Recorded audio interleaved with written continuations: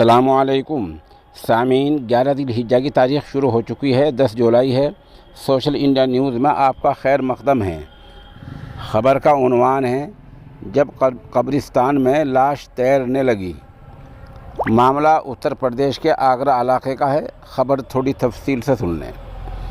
आगरा में आज सुबह के वक्त बारिश हुई है और बारिश से पूरे शहर का हाल बुरा हो गया है और पानी की मुनासिब निकासी न होने की वजह से शहर के गली कूचों में आगरा में पानी भर गया है। इस बीच नाला ओवरफ्लो हो गया और नाले में पानी ज़्यादा बहने की वजह से कदीम कब्रिस्तान की दीवार टूट गई, जिसमें कब्रिस्तान में पानी भर गया और कई लाशें पानी में तैरने लगी।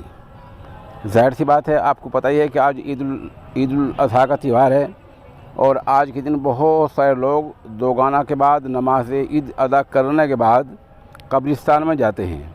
वो कब्रिस्तान में गए बारिश से बचते बचाते, तो वहाँ जाकर कब्रिस्तान का हाल देखा तो लोगों में इश्तियाल पैदा हो गया, गुस्सा पैदा हो गया और लोगों ने काफ़ी खफगी ज़ाहिर की कि उनके कब्रिस्तान में किस तरह लाशें तैर रही हैं। ये लोग अपने कदीम कब्रिस्तान में फातिहा खाने के लिए गए थे।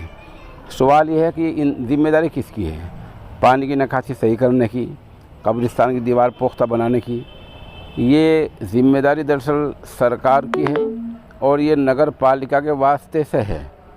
नगर पालिका या कहीं कॉरपोरेशन है, ये उसकी ज़िम्मेदारी है और ये जो महकमे हैं सरकार के, ये अपनी ज़िम्मेदारी तब निभाते हैं जब आवाम बेदार हो जाएं और कानूनी दायरे में रहकर उठ खड़े हों और उनके ख़िलाफ़ मुहाज़ संभाल लें। जब तक आप नगर पालिकाओं के ख़िलाफ़ और कॉरपोरेशन के ख़िलाफ़ मुहाज़ नहीं संभालेंगे और कानून के दायरे में रहकर एहतजाज दर्ज नहीं कराएंगे तो इन महकमों में हरकत नहीं आती है। और अब तो मौका अच्छा है, गनीमत है कि 5-7 महीने बाद नगर पालिकाओं के इलेक्शन होने वाले हैं। पूरी यूपी में इलेक्शन होने वाले हैं। जहाँ जहाँ कब्रिस्तानों की ऐसी दुर्दशा है, ऐसी ख़राब हालत है, वहाँ के लोग कमेटी बनाएं, बेदार हो जाएं और बाज़ाब्ता दरख्वास्तें दें और इसी बुनियाद पर सौदेबाजी करें। आगरा की जो आज हालत हुई है वो आपके सामने है। मौके की एक वीडियो और चंद तस्वीर हम पेश किए देते हैं।